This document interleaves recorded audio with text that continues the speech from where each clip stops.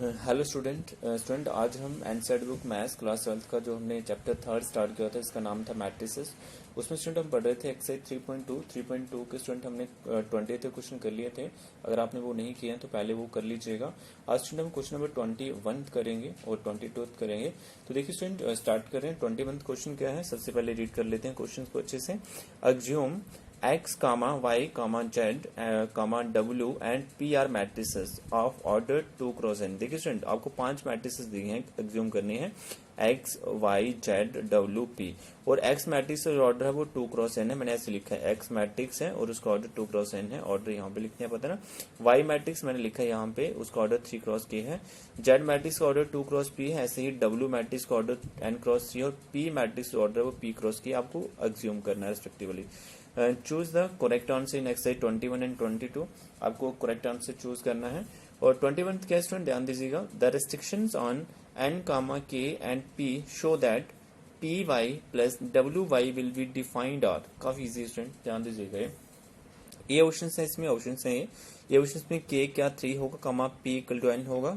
B option है k is arbitrary, comma p 2 होगा। C option है p is arbitrary, comma k 3 होगा। D option है K2 P3 होगा। ये आपको बताना है स्टूडेंट। मैं आपको यहाँ पे बताता हूँ 21 क्वेश्चंस क्या है। Py प्लस WY मैंने ले लिया, मुझे इसको डिफाइन करना है, तो कैसे करते हैं बताता हूँ। पहले मैंने क्या किया स्टूडेंट, P मैट्रिक्स का जो ऑर्डर है वो हमें गिवन है। P मैट्रिक्स का P क्रॉस K मैंने लिख दिया, बीच में मल्टीप्लाई है। Y मैट्रिक्स का जो ऑर्डर है वो भी गिवन है, वो कितना है 3 क्रॉस K। आप देख सकते हैं, एग्ज्यूम करना है आपको, यहाँ पे 3 क्रॉस K है, ठीक है। प्लस W मैट्रिक्स का ऑर्डर बता सकते हैं कितना, n क्रॉस 3 लिख दिया, बीच में मल्टीप्लाई। Y मैट्रिक्स का ऑर्डर बताएं कितना है, Y मैट्रिक्स का 3 क्रॉस K लिख दिया, ठीक है। तो ध्यान दें स्टूडेंट, आपको P और Y को मल्टीप्लाई कराना है। तो आपको पता है स्टूडेंट, मैंने आपको ऑपरेशनल मैट्रिसेस पढ़ाया था, उसमें मैंने ऑपरेशन बताया था मल्टीप्लिकेशन ऑफ मैट्रिसेस। तो मल्टीप्लिकेशन कब पॉसिबल होगा मैंने ये भी बताया था, आपको याद होगा ना।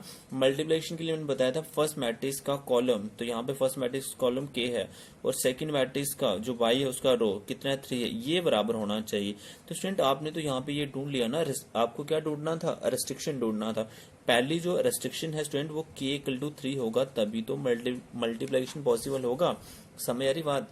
मल्टीप्लिकेशन कब पॉसिबल है, जब आपका फर्स्ट मैट्रिक्स का कॉलम सेकंड मैट्रिक्स के रो के बराबर होगा। बराबर नहीं है ना, तो आपको सिर्फ रेस्ट्रिक्शन बताना है। तो रेस्ट्रिक्शन क्या है, K इक्वल टू 3 है, तो आपने ढूंढ ली ना पहली रेस्ट्रिक्शन। तो आप मान लेते स्टूडेंट, जब आपने Py को मल्टीप्लाई कर दिया, मैंने सिखाया था ना मल्टीप्लिकेशन में, जब आपने Py को मल्टीप्लाई करा तो उस मैट्रिक्स जो मल्टीप्लिकेशन करके जो मैट्रिक्स बनेगा उसका ऑर्डर आप पहले ही पता लगा लेते हो। कैसे बताएं, आपको पता है स्टूडेंट, यहाँ पे जो फर्स्ट मैट्रिक्स का रो बचेगा और सेकंड मैट्रिक्स का जो कॉलम बचेगा वही उस मैट्रिक्स का ऑर्डर होता है।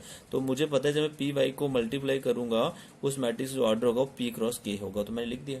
समझ आ रहा है स्टूडेंट कैसे है, ठीक है। ऐसे स्टूडेंट आपको W मैट्रिक्स का ऑर्डर गिवन है और बीच में मल्टीप्लाई, और Y मैट्रिक्स का भी ऑर्डर गिवन है 3 क्रॉस के है। आपको इनको मल्टीप्लाई कराना है तो स्टूडेंट क्या होना चाहिए बताएं, यहाँ पे फर्स्ट मैट्रिक्स का जो कॉलम है सेकंड मैट्रिक्स के रो के बराबर होना चाहिए। तो यहाँ पे बराबर है, तो यहाँ पे तो कोई रिस्ट्रिक्शन नहीं मिला ना, तो आपको कोई रिस्ट्रिक्शन नहीं मिला तो आगे चलेंगे। तो आपने जब स्टूडेंट W और Y मैट्रिक्स को मल्टीप्लाई कराया तो उसका ऑर्डर पहले पता चल जाता है। कैसे, यहाँ पे जो आपका रो बचेगा और यहाँ पे जो कॉलम बचेगा, ठीक है, n क्रॉस K इसका ऑर्डर होगा। अब स्टूडेंट मुझे इनको प्लस करना है, तो प्लस के लिए क्या करना है मुझे बताएं, क्योंकि मुझे इसी को तो डिफाइन करना है ना, उसके लिए मुझे पहले मल्टीप्लाई करना पड़ा। तो प्लस कैसे करेंगे, मैंने क्या बताया था प्लस के लिए, ऑपरेशनल मैट्रिक्स में मैंने एडिशन सिखाया था। एडिशन के लिए क्या होना चाहिए, दोनों मैट्रिक्स का ऑर्डर सेम होना चाहिए, है ना। आप मुझे बताएं, ऑर्डर सेम होना चाहिए। ऑर्डर सेम कब होगा, यहाँ पे बताएं, जब ये P n के बराबर होगा तभी तो ऑर्डर सेम होगा। तो दूसरी आपने रेस्ट्रिक्शन यहाँ पे ढूंढ ली, जब मैं इन दोनों मैट्रिक्स को ऐड करूंगा तो उसके लिए P n के बराबर होना चाहिए। क्यों होना चाहिए, क्योंकि एडिशन के लिए मैंने आपको सिखाया था, एडिशन कब पॉसिबल है बताएं। एडिशन के लिए ऑर्डर मैट्रिक्स का मैटर करता है। एडिशन के लिए ऑर्डर सेम होना चाहिए, तभी आप कॉरेस्पॉन्डिंग एलिमेंट्स को ऐड कर सकते हैं। ऑर्डर इसका कब सेम होगा, जब P n के बराबर होगा। पहली जो रेस्ट्रिक्शन स्टूडेंट आपको मिली है वो P इक्वल टू n मिला है, सेकंड जो रेस्ट्रिक्शन मिला है वो K इक्वल टू 3 मिला है। तो आपको स्टूडेंट आई होप ये क्वेश्चन अच्छे से समझ आया होगा। तो ऑप्शन स्टूडेंट ए जो है इसमें करेक्ट होगा, क्योंकि K इक्वल टू 3 और P इक्वल टू n यही आपका रेस्ट्रिक्शन था, ये आपको बताना था।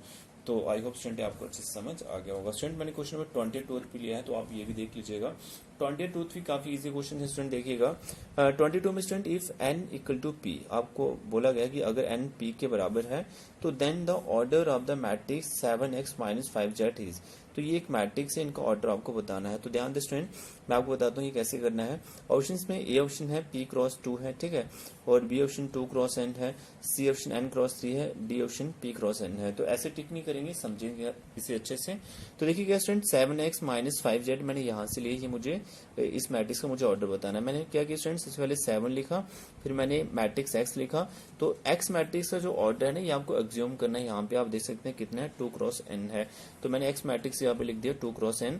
माइनस 5 लिखा, z मैट्रिक्स का भी ऑर्डर आपको एग्ज्यूम करना है। तो z मैट्रिक्स ये है, इसका ऑर्डर कितना है स्टूडेंट, 2 क्रॉस p है। तो मैंने ये लिख दिया है। तो स्टूडेंट आपको एक चीज समझनी पड़ेगी यहाँ पे। मान लीजिए स्टूडेंट मैंने यहाँ पे, आप नीचे देख लीजिए, पहले नीचे मैंने एक एग्जांपल दिया हो, आप देखिए, ये देख लीजिएगा। ये एग्जांपल के स्टूडेंट एक मैट्रिक्स मैंने ली है 1 2 3 4। इस मैट्रिक्स का ऑर्डर कितना है, 2 क्रॉस 2 है, ठीक है। तो मैंने स्टूडेंट इसे एक स्केलर नंबर से मल्टीप्लाई कर दी, जैसे मैंने 2 से इसे मल्टीप्लाई कर दिया है, ठीक है। तो जब मैं इसे 2 से मल्टीप्लाई करूंगा, तो मैंने सिखाया था ना स्केलर मल्टीप्लिकेशन आपको, कि ये 2 जो है अंदर मैट्रिक्स से जितने भी एलिमेंट्स होंगे उनसे मल्टीप्लाई होगा। तो 2 इंटू 1 करेंगे 2 आएगा, 2 2 का 4, 2 3 का 6, 2 4 का 8। तो आप बोलेंगे, आप यहाँ पे सोच रहे होंगे स्टूडेंट कि सर आप हमें ये क्या पढ़ा रहे हो। स्टूडेंट मैं यहाँ पे सिर्फ आपको यही समझाना चाहता हूँ कि जब मैंने इसे स्केलर नंबर से मल्टीप्लाई करा, तो आपको क्लियरली दिख रहा है, जब मेरे पास एक मैट्रिक्स ए था, उसका ऑर्डर कितना था, 2 क्रॉस 2। मैंने स्केलर नंबर से मल्टीप्लाई जब इसको कराया, तो ऑर्डर में कोई चेंज आया, ऑर्डर इसका सेम रहता है। मैं आपको यही समझाना चाहता हूँ स्टूडेंट यहाँ पे। स्टूडेंट अगर इस 7 को मैं अंदर मल्टीप्लाई कर दूं, तो आप मुझे सिर्फ इतना बता दें, इस मैट्रिक्स का ऑर्डर 2 क्रॉस n ही रहेगा, है ना, ऑर्डर चेंज नहीं होता। इस 5 को जब मैंने अंदर मल्टीप्लाई करा दिया, तो इसका ऑर्डर 2 क्रॉस p होगा। स्टूडेंट आप थोड़ा ध्यान दें, जब मैं इन दोनों मैट्रिक्स को माइनस करना है मुझे, ऑपरेशनल मैट्रिक्स में मैंने डिफरेंस सिखाया था, डिफरेंस के लिए इस मैट्रिक्स का ऑर्डर 2 क्रॉस n है, तो इसका भी 2 क्रॉस n होगा, तभी तो आपका डिफरेंस जो है पॉसिबल है।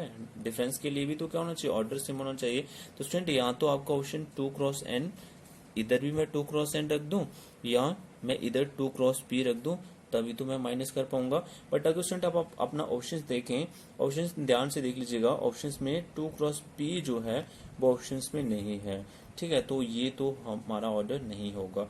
तो हमें क्या करना स्टूडेंट, ऑर्डर हमें क्या रखना बताएं, 2 क्रॉस n अगर इधर है, तो इधर भी मुझे क्या रखना पड़ेगा, 2 क्रॉस n। मतलब ये कि मैं क्या करूं, p की जगह पे n रख दूं। तो मैंने p की जगह पे स्टूडेंट क्या रख दिया, n रख दिया। तो डिफरेंस कब पॉसिबल होगा, जब इन दोनों मैट्रिक्स का क्या होना चाहिए, ऑर्डर सेम होना चाहिए। अब आप बोलेंगे सर अगर मैं यहाँ पे p रख लेता, p n की जगह मैं यहाँ पे p रखता, तब तो ऑर्डर सेम हो गया, तब भी हम इनका डिफरेंस कर सकते थे। स्टूडेंट नहीं, ऑप्शंस में जो है 2 क्रॉस p जो है ऑप्शंस में नहीं था, इसलिए हमने n की जगह पे जो है p नहीं रखा है। हमने क्या करा स्टूडेंट, p की जगह पे n रखा है। तो 2 क्रॉस n ही क्या ऑप्शन करेक्ट है वो, क्योंकि आप देख सकते हैं ऑप्शन बी इज करेक्ट 22 का। तो आई होप स्टूडेंट ये आपको दोनों क्वेश्चन अच्छे से समझ आए होंगे। तो स्टूडेंट इस वीडियो का मैं पीडीएफ लिंक भी डिस्क्रिप्शन में डाल दूंगा, आप वो भी देख लीजिएगा। तो आज के स्टूडेंट इतना ही, थैंक यू।